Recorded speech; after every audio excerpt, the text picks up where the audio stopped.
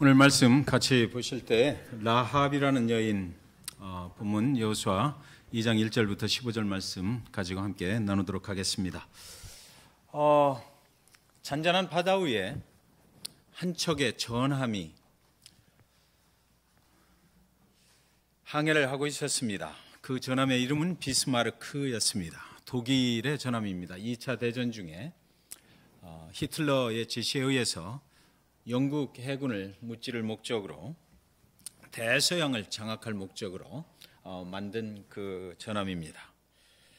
무려 길이가 250m나 되고 36m나 되는 그런 폭을 가진 아주 거대한 전함이었습니다.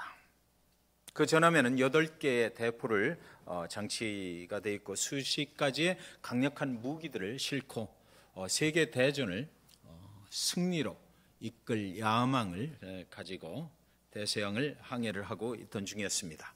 그런데 1941년 5월 24일 영군 전함들이 이제 그 비스마르크를 발견을 하고 대적을 하게 되었던 것입니다. 바다는 잔잔했지만 굉장한 긴장이 감도는 그런 순간이었습니다. 영국 전함 후드가 어뢰를 쏴서 비스마르크의 좌편을 맞추었습니다. 그런데 껐떡도 안 하는 것입니다. 그래서 또 한 번 후드 전함에서 어뢰를 또 발사해서 비스마르크의 우편을 맞췄습니다. 그랬더니 이때 비스마르크가 끼우뚱하고 흔들리는 모습을 보게 되었던 것이죠. 그래서 비스마르크는 그 전에도 이미 영국 그 전함들을 수도 없이 쓰러뜨렸던 그런 경력이 있는 아주 막강한 전함이었습니다. 그래서 어느 누구도 지금 그 순간에 저 비스마르크를 우리가 대항할 수 있을 것이다라고 생각했던 것은 아니었는데, 요행스럽게도 두 번째 쏘아온 그 어뢰가 그 비스마르크에 이르는 순간 끼우뚱하고 흔들리는 모습을 보게 되었던 것이죠. 그 비스마르크는 1년 동안의 그 기간을 거쳐서 아주 강력한 전함으로 만들어졌던 것인데도 불구하고 그 우측 밑부분에 있는 열기구 밑에 있는 키에 약간의 문제가 있었다 하는 것이에요. 히틀러는 그걸 가지고 세계를 장악할 목적으로 아주 강력하게 만들었지만, 그러나 그 비스마르크 강력한 그 전함에도 흠은 있었다라는 것이죠. 기본이 조금 잘못됐던 것, 그것을 우연히 영국 전함이 쏜 그 어뢰에 의해서 그들은 그것을 발견할 수가 있었다. 그리고 나서 그 영국 전함에서 계속해서 포탄을 퍼붓고 어뢰를 쏘아서 비스마르크는 그날 1941년 5월 24일 드디어 중심을 잃고 쓰러지고 말았기 때문에 제2차 대전에서 히틀러가 승리할 수 있는 길을 차단을 해버리고 말았던 것이다라는 것입니다. 여러분, 전쟁에서 승리를 하기 위해서는 적군을 알아야만 합니다. 적군의 전함이 어떻게 만들어졌는지, 어떤 부분이 가장 취약한 부분인지를 알아야 그 전쟁을 승리로 이끌어갈 수가 있어요. 여호수아, 이 사람은 여리고 성을 정복을 하기 전에, 전쟁을 시작하기 전에 정탐꾼을 여리고에 미리 보냈다라고 성경에 기록이 되어 있습니다. 두 사람의 정탐꾼을 미리 보내서 과연 그 여리고 성에는 얼마만한 병력들이 주둔을 하고 있고 보초 교대는 몇 시에 하는지, 이런 것들을 아마 그 정보를 얻기를 원했을 것입니다. 하나님께서 이미 허락은 하셨지만 그럼에도 불구하고 우리에게 필요한 정보는 우리가 얻어야만 되었기 때문에 정탐꾼 2명을 보내서 그 여리고 성에 얼마만큼의 병력들이 주둔하고 있는지, 어떻게 돌아가고 있는지 그 정보를 얻어서 그 여리고 성으로 들어가기를 원했던 것이에요. 오늘 우리는 여선교회 헌신 예배로 드립니다. 하나님께서 우리 잭슨빌 중앙침례교회 성도님들을 보내주신 것 너무너무 감사하고, 함께 신앙의 여정을 가게 하신 것 너무너무 감사하고, 잭슨빌 이 지역에서 잭슨빌 중앙침례교회가 감당해야 될 그런 영적 전쟁을 우리에게 맡겨주신 것 또한 감사합니다. 그래서 우리는 오늘 이 헌신 예배를 통해서 무엇을 다지고자 하는 것이냐면, 하나님께서 우리에게 맡겨주신 이 땅 잭슨빌에 우리가 어떻게 영적인 전쟁을 할 것인가, 우리의 믿음은 어떻게 다져져야 되고, 우리의 헌신은 또 어떻게 해야 하나님이 원하시는 방법으로 우리는 그 영적 전쟁에서 승리를 할 수 있을 것인가. 하나님이 이 땅 잭슨빌을 우리에게 맡겨주셨음에도 불구하고 우리는 다시 한번 우리 자신의 믿음을 다져보는 이런 시간이다라는 것이죠. 그래서 이 시간은 우리한테 굉장히 중요한 시간이 되는 것입니다. 오늘 헌신 예배를 드리는 여선교회가 성공적으로 하나님께 헌신하려면 하나님을 잘 알아야만 한다라는 것이죠.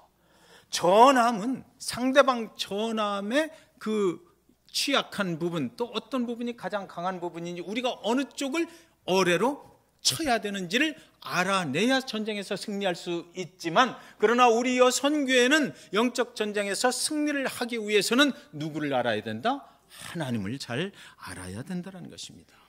우리를 향하신, 그리고 우리를 통해서 하나님께서 무엇을 하기를 원하시는지를 잘 알아야 우리 여선교회가 하나님의 칭찬을 받는 귀한 여선교회로 쓰임을 받게 될 것이다 라는 것이에요.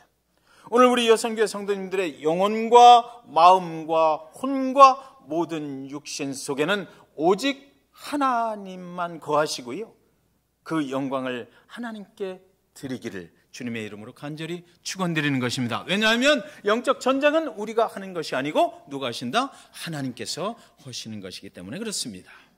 그렇다면 우리의 하나님은 누구실까? 우리를 인도해 가시는 하나님은 과연 어떤 것을 원하시는 하나님이실까? 그것을 우리는 잘 알아야만 합니다. 그렇다면 요한복음 3장 16절 17절에 보면, 하나님이 세상을 이처럼 사랑하사 독생자를 주셨으니 이는 그를 믿는 자마다 멸망하지 않고 영생을 얻게 하려 하심이라. 하나님이 그 아들을 세상에 보내신 것은 세상을 심판하려 하심이 아니요 그로 말미암아 세상이 구원을 받게 하려 하심이라. 여러분, 오늘 우리가 분명히 알아두어야 될 것이 있는데요, 그 두 기절 속에 요한복음 3장 16절 17절 이 짧은 두 기절 속에 세상이라는 단어가 4번이 강조가 되고 있다고 하는 것입니다. 하나님은 세상에 지대한 관심을 가지고 계시다라는 것이에요. 하나님의 아들 예수가 세상으로 오셨잖아요. 세상을 사랑하시기에 그 하나밖에 없는 독생자 아들을 이 땅에 보내셨습니다. 하나님은 세상을 심판의 대상으로 보신 것이 아니에요. 하나님의 사랑의 대상으로 보셨기 때문에 자기 아들을 죽이기까지 세상을 사랑하셨다라고 성경은 기록해 놓고 있는 것이에요. 그래서 하나님은 세상에 있는 저와 여러분을 구원하시기 위해서 당신의 하나밖에 없는 그 아들 예수를 십자가에 죽이시기까지 희생을 시키셨다는 것이죠. 그래서 하나님의 교회는 절간처럼 산속에 들어가 있는 것이 아니고 하나님이 사랑하시는 세상 속에 세우셨다는 것입니다. 우리 교회는 세상 속에 존재하는 것이에요. 하나님은 지금 이미 구원을 받은 저와 여러분을 사랑하십니다. 그러나 사랑하는 여러분, 하나님의 그 복음을 듣지 못하고 살아가고 있는 세상에 있는 사람들도 하나님은 사랑하신다. 그 아들 예수를 그들을 위해서 죽이셨다는 것이죠. 세상이 하나님 앞에 돌아오기를 오늘도 기다리고 계신다는 것이에요. 오늘날 우리가 살아가고 있는 세상에 있는 예수를 모르는 사람들을 엄청나게 사랑하시는데, 그 사랑이 어디까지 사랑하셨다? 자기의 아들을 죽이시기까지 사랑하셨다. 여러분 만약에 우리 회장님, 만약에 김희단 집사님의 아들을 죽이시면, 제가 예수를 모르고 살아가는데 그 아들을 죽이시면 제가 예수를 믿게 된다, 이랬을 때 김희단 집사님은 당신의 아들을 죽이실 수가 있겠습니까? 제가 예수를 믿고 영원한 천국에 가는 것, 그것 때문에 당신의 아들을 죽이실 수가 있겠어요? 이것이 하나님의 사랑이라고 하는 거죠. 예수 그리스도를 모르고 살아가는 사람들을 위해서 내 아들을 희생했다라는 것이 하나님의 사랑인 것입니다. 하나님은 애굽에서 이스라엘 백성들을 구출해내셨어요. 그런데 정말 이상한 것은요, 하나님은 하나님의 백성들을 사랑하셔서 그 노예 생활, 애굽 430년이 넘는 생활 속에서 끄집어내셔서 광야로 인도하시고 내가 너희들을 구원으로 인도한다, 구출했다. 그리고 하나님의 약속의 땅 가나안으로 이제 가자라고 하시면서도 애굽에 아직도 하나님을 모르고 살아가는 사람들을 그대로 놓아두셨다는 것이죠. 자, 여기 우리는 잘 봐야 됩니다. 광야 40년 동안을 하나님의 백성들을 인도해 나오셔서 이제 가나안 땅에 들어가요. 그런데요, 여기서 가나안에 들어가면 그 땅은 이제 구출해낸 하나님의 백성들이 그 속에서 삶의 터전을 트고 살아가야 될 땅인데, 그 땅에 있는 하나님을 모르고 살아가는 그 사람들을 뭐라고요? 전부 다 진멸하라 그러셨어요. 자, 여기서 하나님의 메시지가 있는 것입니다. 하나님은 세상을 사랑하셔요. 하나님은 세상에 아직 하나님을 모르고 살아가는 사람들을 그대로 두십니다. 그리고 오랫동안 기다려 주실 것입니다. 그런데 저와 여러분처럼 이미 하나님을 알고 예수 그리스도를 통해서 우리의 삶이 하나님과 함께 동행하고 하나님의 인도함을 받는 그 자리, 우리의 삶의 터전들, 우리의 가정, 우리의 교회, 우리의 자녀들 속에서, 우리의 사업체들 속에서 있는 우상과 우상의 영향을 받는 것은 절대로 용납하실 수가 없다 이거죠. 네. 하나님은 스틸 기다려 주십니다. 세상을 사랑하셔요. 그러나 이미 구원받은 자들의 삶 속에서도 그것을 허용하시는 분은 아니다라는 거예요. 그래서 하나님께서는 가나안에 들어가는 이스라엘 백성들에게 그곳에 있는 모든 우상을 타파하고 진멸하라라고 말씀하셨던 것이에요. 하나님은 당신의 독생자들을 십자가에 희생하심으로 우리를 구원해 주신 후에 예수를 믿는 자들의 삶 속에 세상의 우상들이 들어와 자리를 잡고 사는 것은 절대로 용서하실 수 없었다. 그런 하나님이시다라는 거죠. 그래서 하나님은 구원받은 이스라엘 백성들이 살아가야 할 그 삶의 자리, 가나안에 있는 모든 우상을 진멸하고 그 땅에 있던 하나님 외에 다른 신을 섬기는 그 사람들도 다 진멸해버리라고, 그 영향권 안에 있었던 모든 이방 민족들도 다 진멸하라고 그렇게 명령을 하셨던 거예요. 저와 여러분이 예수 그리스도를 믿고 오늘 잭슨빌 이 땅 가운데 살아가잖아요. 우리 교회 안에, 우리 가정 안에, 우리의 섬기는 그 사업장 안에 여러분들 우상을 두시면 안 되는 거예요. 하나님은 그건 절대로 용서하시지 않는다. 그러나 아직도 잭슨빌이라고 하는 세상 가운데 하나님을 모르고 살아가는 사람들은 하나님께서 스틸 기다리시고 우리를 통해서 진정으로 하나님께만 영광 돌리고 진정으로 예수 그리스도의 이름을 높이는 이 이미 하나님을 믿는 백성들을 통해서 그들에게 영향력을 미쳐서 그들도 예수 그리스도를 알게 하시려고 그러신단 말이죠. 그러니까 우리가 얼마나 믿음 생활하는 것이 얼마나 중요한지 몰라요. 우리가 세상과 믹스드 돼 있으면 그런 일은 일어날 수가 없기 때문에 그런 것이죠. 이스라엘이 광야를 지날 때 민수기 13장에 보면 하나님은 모세에게 12명의 정탐꾼들을 가나안으로 파송하라고 그러셨어요. 그런데 오늘 본문에서는 여리고 성을 정복하기 전에 또 여호수아는 정탐꾼 2명을 보내거든요. 이미 정보 입수는 다 끝났어요. 우리는 그들 앞에 메뚜기 같다. 네. 그리고 또 2명만이 하나님이 함께 하시면 우리는 얼마든지 승리할 수 있다 그랬어요. 이미 정보 입수는 끝났는데 2장 1절에 보니까 눈의 아들 여호수아가 시딤에서 2사람을 정탐꾼으로 보내며 이르되 가서 그 땅과 여리고를 엿보라 하며 그들이 가서 라합이라 하는 기생의 집에 들어가 거기서 유숙하더니, 참 기가 막힌 이야기가 여기 나와요. 그 들어가서 봤는데 이 정탐꾼들이 술 먹으러 거기 간 거 아니잖아요. 그죠? 가서 정보를 캐내와야 되는 게 이 스파이 임무를 가지고 들어갔는데 이 사람들이 거기 들어가서 엉뚱한 집으로 들어가 버린 거야. 선술집으로 들어갔어. 기생 라합의 집으로 들어갔어. 거기 들어가서 뭐 하려고 그쪽으로 갔을까요? 거기는 오고 가는 사람들이 하루 묵어가는 곳이고 오고 가는 사람들이 술 마시는 곳이고 또 때로는 그 기생 라합과 하루 저녁 자고 가는 곳이에요. 네. 이곳으로 하나님의 정탐꾼들 2명이 그곳으로 들어갔다라는 것이죠.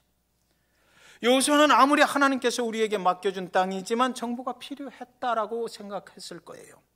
나름대로 철저한 정보를 수집해서 여리고에 들어가는 즉시 우리가 승리를 이끌어내야 되겠다라고 했었을 것입니다. 그런데 이게 무슨 일이냐고요. 정탐꾼들은 정탐을 하러 돌아다닌 것이 아니고 들어가면서 기생집에 들어가서 거기서 묵기로 했다. 여러분, 기생은 당시 그 사회 속에서 아주 천한 직업이었습니다. 소망이 없고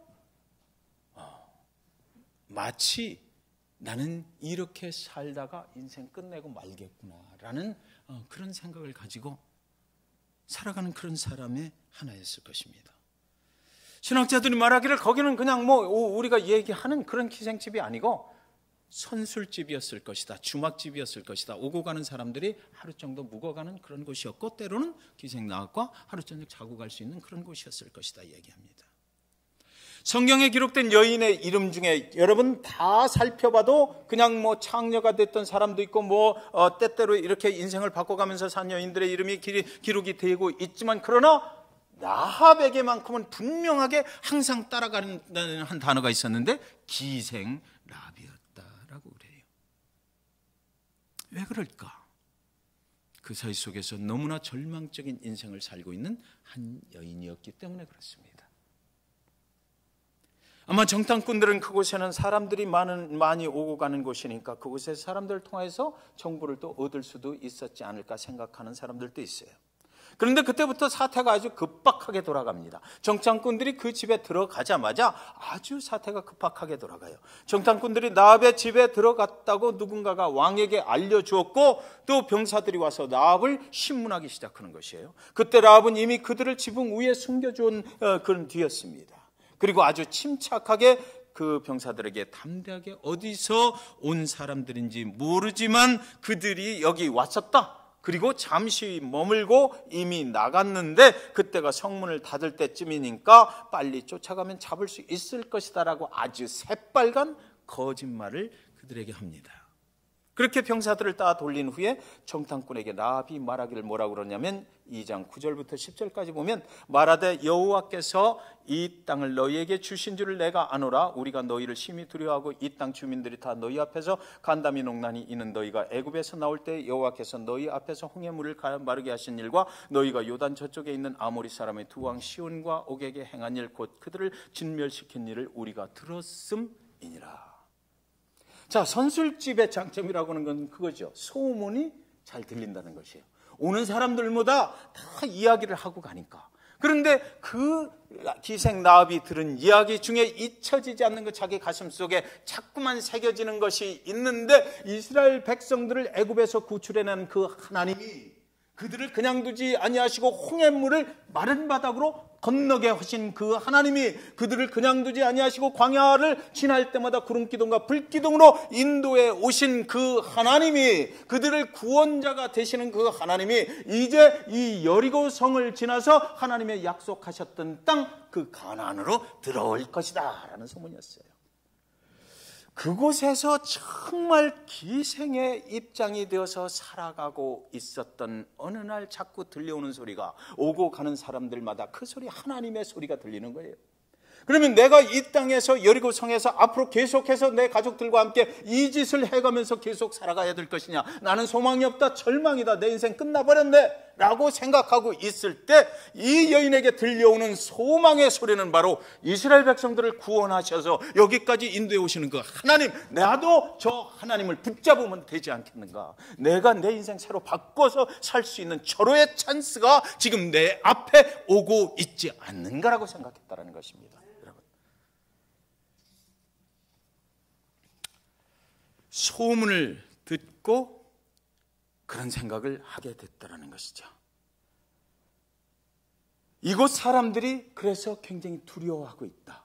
그 소문이 이제 그 여리고성에 살고 있는 사람들이 그 마음을 녹였다, 정신을 잃을 정도로 그랬다 그래요.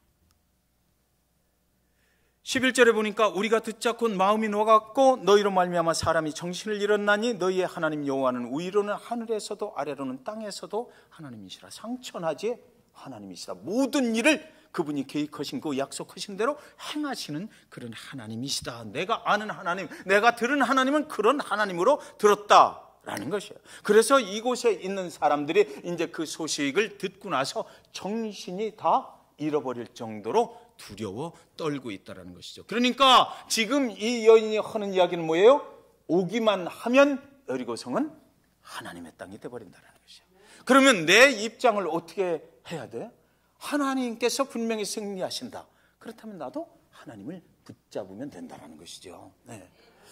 야, 정말 어떻게 이런 사람이 있을까? 소문을 듣고 믿었다라고 그러거든요. 소문을 듣고 믿었대.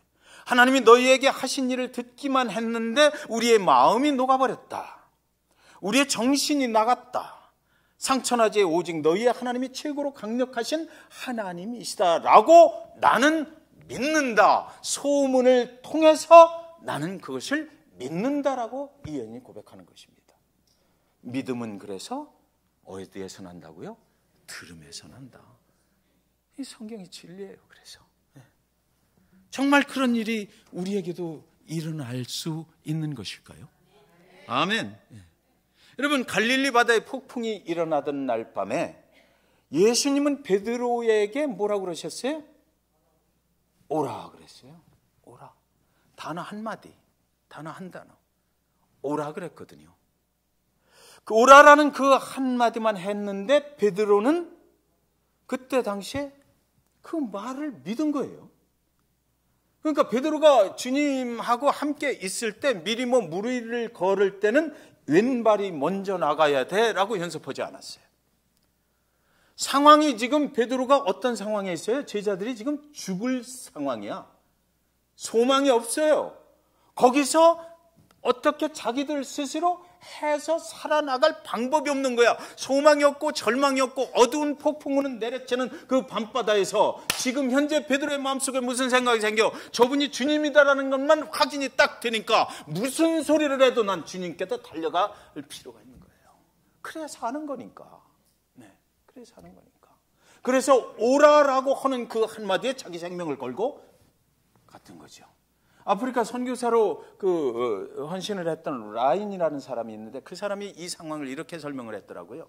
뭐라고 그랬냐면 이날 베드로는 주님께서 오라라고 하셨을 때 내가 그 말씀에 순종하고 가면은 될 것이다 이런 생각을 한 것이 아니고 그냥 주님이 하시는 말씀은 그때 그냥 물에 자빠져라 해서도 그냥 그 말씀에 순종했을 것이다. 베드로는 말씀에 순종을 한 것이지 그 상황을 보고 사리 판단을 해서 발을 내디는 것이 아니었다라는 거예요. 저희 어머니가 암에 걸리셔가지고 병실로 들어가는데 수술을 하실 때 저희 가족들한테 수술문 앞에서 뒤를 돌아다 보시면서 침대에 누우셔서 할렐루야 하고 소리를 치며 들어가셨어요. 그랬는데 병실에서 나와서 의사가 나와서 이제 다 잘 됐다고 그러고 그랬는데 그 후에 거의 10년 동안을 엄청나게 고생을 하셨죠. 그래서 저는 그때 어머니를 모시고 그 국립암센터 병원에 다니셨는데 거기 갔던 때를 기억을 해요. 그래서 어머니가 계속해서 안 좋아지시는 거야. 그래서 여자 의사, 새파랗게 젊은 여자 의사 앞에 앉았어요. 어머니 표정이 바들바들 떨리지. 맨날 갈 때마다 항암 치료 계속해 진전이 없으니까. 그때 여자 의사가 뭐라고 그러시냐면 어머니 조직 검사한 결과를 이제 미국에 있는 유명한 암 연구소에 한번 보내볼 것입니다. 거기는 세계적으로 아주 유명한 곳이니까 거기에 보내면 분명히 신약이 어머니 암을 퇴치할 수 있는 그 암에 맞는 그런 신약을 개발해 놨을 거예요. 그러니까 우리가 이제 그 약을 기다리면 됩니다. 그 말이 그때 어머니는 이제 살 소망이 없습니다라는 말인 줄은 미처 몰랐죠. 우리 가족은 그 소리를 붙잡은 거예요. 언제나 이 소식이 들려오려나, 언제나 신약이 어머니께 맞는 약이 있다라고 연락이 오려나. 그러나 그 연락은 끝내 오지 않았어요. 그때 우리 가족들이 얼마나 간절하게 그 소식을 기다렸는데, 만약에 그 신약이 어머니한테 맞는 약이 있다라고 연락이 왔으면 얼마나 좋았을까. 그러나 그때 당시에 우리에게 옵션이 없었어요. 그 상황 속에서 오직 단 한 가지 우리의 소망이 되는 것은 그 소식을 듣기를, 그 소식이 오기만을 기다렸던 것이죠. 소문을 듣고 하나님이 어떤 하나님인지를 알게 됐던 기생 라합의 마음을 저는 이해해요. 자기 인생이 이제 이렇게 살 수밖에 없는 이런 상황 속에서 절망적인 상황 속에서 오직 내가 믿을 수 있는 분, 내 인생을 새롭게 해줄 수 있는 분은 저 이스라엘의 구원자가 되시는 하나님 한 분뿐이구나. 그 소식을 들었을 때 내 인생 여기 있어봐야 이제 아무것도 아니야. 설령 그 하나님이 나를 만나주지 않고 설령 그 하나님이 나에게 정말 이스라엘에게 베풀어 주셨던 그 은혜와 구원을 베풀어 주시지 않는다 할지라도 지금 내 상황을 바꿀 수 있는 분은 내가 거기다가 온전히 걸어버리는 것, 내 생명을 거기다 걸어버리는 것, 그것뿐이야 라고 기생나합은 그렇게 했던 거죠. 그 기생나합의 인생에 옵션이 없었어요. 그것만이 살 길이었던 거예요. 그러니까 들려오는 소문을 듣고 거기다가 자기 생명을 걸고자 했던 거죠. 사랑하는 여러분, 40년 전에 이미 정탐꾼이 가서 다 보고 왔는데 두 정탐꾼을 다시 보내서 우리가 생각할 때는 왜 저 정탐꾼들이 본래 해야 될 일을 안 하고 기생집으로 갔을까 이렇게 생각이 들었지만, 여러분, 세상을 사랑하시는 하나님은 기생나합이 그 안에서 하나님을 기다리고 있는 것을 아셨어요. 그래서 다시 한번 두 정탐꾼을 그 여리고 성 안으로 보내서 기생의 집으로, 나합의 집으로 들어가게 하셨던 거죠. 그것이 세상을 사랑하시는 하나님의 뜻이고 하나님의 계획이시다라는 것입니다. 라합이 정탐꾼들에게 오늘 내가 너희를 이렇게 숨겨주고 살려주었으니까 너희가 이 땅에 들어올 때에 나와 내 가족을 다 구원해달라 요청을 합니다. 그리고 그들에게 증표를 달라고 해요. 약속의 증표를 달라는 거죠. 정탐꾼들이 돌아가면서 붉은 줄을 주었어요. 이 붉은 줄을 줄 테니까 이 붉은 줄을 우리가 들어올 때 창문에 매달아놔라. 그러면 그 집이 너희 집인 줄 알고 너희 가족들 거기 다 모여놓으면 우리가 왔을 때 너를 구원해 주리라 그랬던 거거든요. 18절에 우리가 이 땅에 들어올 때 우리를 달아내는 창문에 이 붉은 줄을 매고 네 부모와 형제와 네 아버지의 가족을 다 네 집에 모으라. 증표는 붉은 줄이었습니다. 예수 그리스도의 십자가에서 흘리신 보혈의 색깔 붉은 줄이. 그리고 정탐꾼들이 시딤으로 돌아가는 그 뒷모습을 보면서 아직 이스라엘이 여리고에 들어온 것도 아닌데 성경은 뭐라고 그러냐면 라합은 그들이 떠나자마자 곧장 그 붉은 줄을 창문에 내걸었다 이렇게 되어 있습니다. 21절에 라합이 이르되 너희의 말대로 할 것이라 하고 그들을 보내어 가게 하고 붉은 줄을 창문에 매다니라. 그러니까 성경을 자세히 보면 이들이 가다가 자기를 쫓아오는 병사들을 피하느라고 3일 동안 숨어 있었어요. 그리고 또 여리고를 진격해 들어오는 이스라엘 병사들이 들어오기까지는 아직 시간이 있습니다. 그런데 기생나합은 얼마나 자기의 구원을 간절하게 사모했던지 이 붉은 줄을 그대로 가지고 있었을 수가 없었다는 것입니다. 내 생명은 이제 그들에게 다 맡겼다. 하나님께 맡긴 거니까 이미 이렇게 된 거니까 나는 붉은 줄을 내린 거예요. 그들이 돌아가는 모습을 보자마자 나는 이제 하나님께서 구원해 주실 것이다 라고 거기다 내려버렸던 거지요. 그것뿐이 아니에요. 여러분, 성경은 후에 라합은, 이 기생라합은 이스라엘 중에 한 지파의 두령인 살몬이라는 사람과 결혼을 하게 됩니다. 구원을 받은 후의 얘기예요. 그리고 이 살몬과의 사이에서 누구를 낳아요? 아셨네. 보아스를 낳아요. 우리 신년 축복 성회 때 누구? 룻의 남편 보아스를 만나게 됐어. 그래가지고 그 보아스의 후손에 누가 나와? 다윗이 나와. 다윗의 후손에 누가 나와? 예수가 나오는 거예요. 여러분 룻도 이방 여인이었고 이 오늘 기생 나합도 이방의 여인이었어요. 그래서 하나님은 세상을 사랑하시고 그래서 저와 여러분이 이스라엘처럼 선택받은 백성이 아니래도 그 예수 그리스도를 믿게 됐다라는 거죠. 오늘 우리는 여기에 와 있는 것입니다. 그래서 그 하나님께서 잭슨빌에 아직도 예수 그리스도를 믿지 않는 영혼들을 무진장 사랑하십니다. 그것이 성경의 역사예요. 그것이 하나님의 뜻과 계획 속에 있는 것입니다.